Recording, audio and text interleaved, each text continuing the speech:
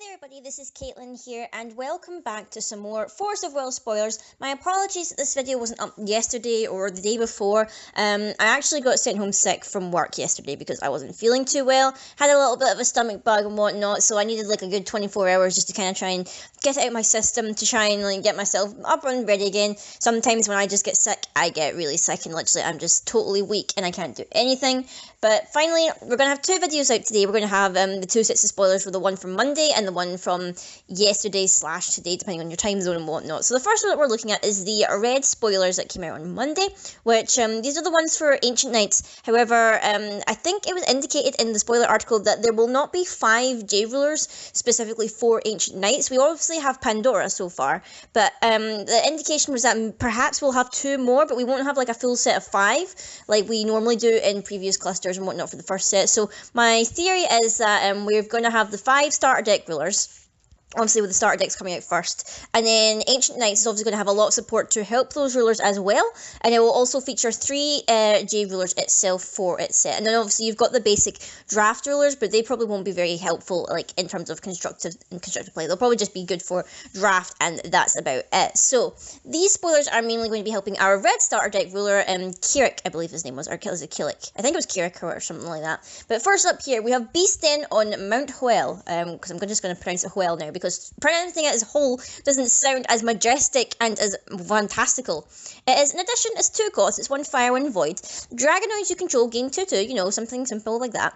And you can pay 2 red and banish this card to search your deck for a Dragonoid, reveal it and put it into your hand, then shuffle your deck. It's a pretty simple, basic kind of addition. Helps out your Dragonoids. I don't feel like you'd be running many copies of it. Maybe you'd run at least maybe 1 or 2 to make sure that you can grab it. At the bottom here it says, with all of the red Dragonoids, while all the red Dragonoids live on Mt Hoelle, only the strongest live at the summit. But for some reason we have dinosaurs emerging from this mountain or this fiery vortex of fire and stuff. So maybe dinosaurs confirmed, it looks like. Dinosaurs for Reiya Cluster. Because we've got Dragonoids, we've got dragons, we might as well add the dinosaurs as well.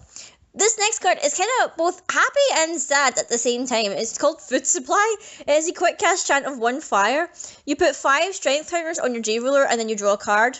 And you know, it looks like this Dragonoid here is getting ready to prepare a piggy dinner by the looks of it, because you know you can see the veg off to the side. They're going to prepare themselves some pig stew or something like that. The better the meal, the stronger the fighter will feel. Oh, I feel a little bit bad. The artwork is a little bit different. I'm liking the background, the kind of sunset and the thing. The pig looks a little odd, I'm not going to lie. But you know, it's a very handy quick cast, whatever. It's a common or whatever, so it has its uses, I'm pretty sure. Next up, we have High Speed, a 1 cost chant as well. This is a battle art, not quick cast sadly, but it does have Remnant, which is actually really cool. Target Resonator gains 200 turns and swiftness until end of turn, and it also has an Awakening where you can remove 4 strength counters from your J-Ruler, and this deals 400 damage to your opponent. So it's pretty decent, you know. It's not like quick cast or whatever, so you're not doing it on your opponent's turn. But it does have Remnant, so you do get 2 uses out of it. And at the bottom here we has, as expected, Kirik, your speed is incredible, from Gil, the Gifted Conjurer, who we will be talking about in the next video that'll be after this one, because I'm going to be putting these up around the same time or whatever. Just because, you know, we've got 2 sets of spoilers to get through. We have lots of things to do, so that's why we're going to be getting a whole heap of spoilers and whatnot. But this is an interesting card, you know, like, it's an uncommon. It's fairly basic. I think it depends really on what you prefer out of your different chants and whatnot, because obviously the starter deck comes with a decent set of chants, and obviously Ancient Knights is going to have even more support, so you can have a little bit of versatility. You can kind of pick and choose which ones you feel like will help your playstyle, in particular for that ruler. Next up, we have another chant. It is Dragon Call, another 1 cost. So Kirik here seems to be getting a lot of 1 cost love or whatever. So that's kind of good for fire, considering that you want to maybe be using most of your will and whatnot for playing Resonators. And most of these chants that he's got are actually low in cost, and that you can use your strength counters or whatever to help buff it up. So this one is Dragon Call. It's a 1 cost. It's a chant, not a battle art, coincidentally, but it is a chant. You search your deck for a dragon, dragonoid, or dinosaur. Reveal it and put it into your hand. Then shuffle your deck. So I feel like we're going to be getting dinosaurs, at least in this cluster as well. Maybe one of the other J-Rulers that we have will have something to do with dinosaurs. We have no idea, but we'll just need to find out. And Kirik is just hanging out there with his dragon buddy. Wherever you are, there's always something that answers this call. How does he whistle? Like, can dragons whistle? Can lizards whistle? Probably not. I'm guessing not, but Moving on, we have environmental researcher Faber or something like that. I'm not quite sure, but she's looking cool. She's also riding on a dragon. She's got some nice hair for our dragon, I will add, and she's got like a little monocle, which is kind of cute. She is a 5 cost. She's 2 fire and 3 void. She's only 400 though, which 400. I can't even pronounce the word 400 correctly. My apologies. She's not very strong for a 5 cost, but she has flying, despite the fact that she has no wings, but I guess she's riding on a dragon, so that counts. When this card enters your field, you put a 1000 Fire Dragon Resonator token with flying into the field. So essentially, what you're getting with this is that you're getting 2 Resonators for the price of 5. You're getting a 400, and you're getting a 1000. So, I'm not too sure. I guess it depends, because obviously, with that amount of will, you could obviously play maybe 2 other Resonators with maybe better stats and whatnot, so I'm not too sure. Again, I'm loving the artwork. She seems really cool. I like her. I'm liking all these like concepts and stuff for the Dragonoids and things. They are looking pretty swanky, I'm not gonna lie. And the bottom here, she's saying, I'm headed to the mountain. No, it'd be better to say, I'm heading back to the mountain. I'm not quite sure what she's meaning by that. Very, very curious there, very curious. Next up, we have Gourmet Chef, Sherry Shara. Try and say that 10 times fast. Sherry Shara,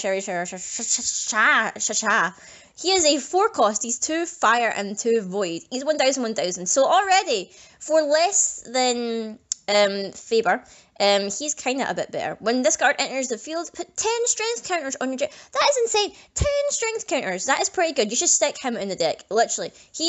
That's really good. If you're going to be using the strength counters a lot, then get Sherry in there. He's awesome. Years of practice have led him to become the greatest cook in the land, and he can whip you up an awesome stir fry. So get on top of that, hang out with Sherry. He's got you covered with all those delicious meals. Next up, we have Red Cap, a 1 cost Resonator, which is 200. It's a evil spirit. When I read Red Cap, I was expecting some kind of mushroom thing, so my apologies. It has swiftness. When this card is put into a graveyard from the field, search your deck for a card named Red Cap, reveal it and put it into your hand, then shuffle your deck. So this is one of those things that when they die, they can replace themselves essentially. Sort of like Rook Egg, but not really, because obviously Rook Egg searches for a Fire Resonator.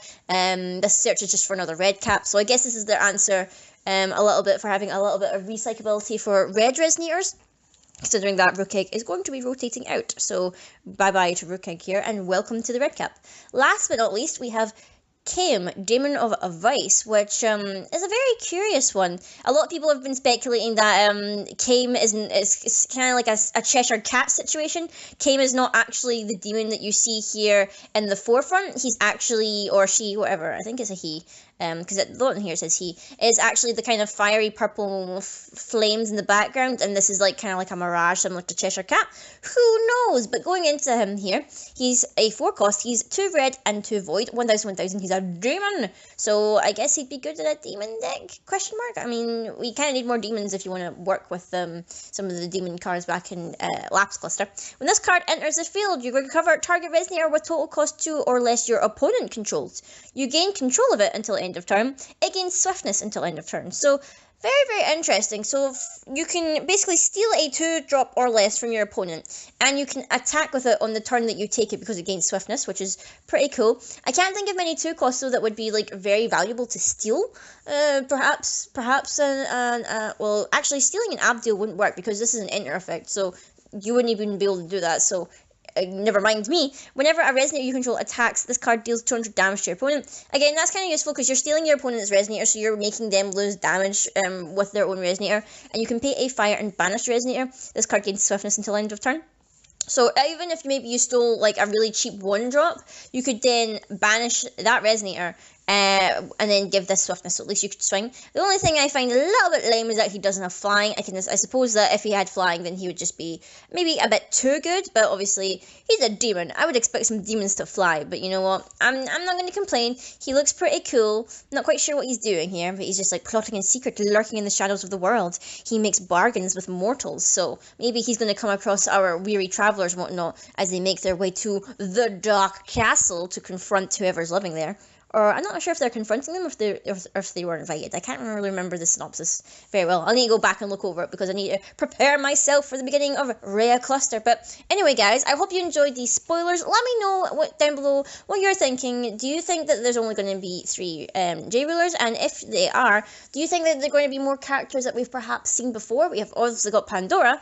It could be interesting if the other 2 are maybe other characters that we've met before, but it would seem weird that we have more than one returning character after they said that we were going to explore a whole new world. So I'm not too sure. We'll see what happens, but keep your hats on, guys, because we'll be diving right into the starter deck spoiler from today just in a couple of minutes. So stay tuned, and I'll see all you guys later.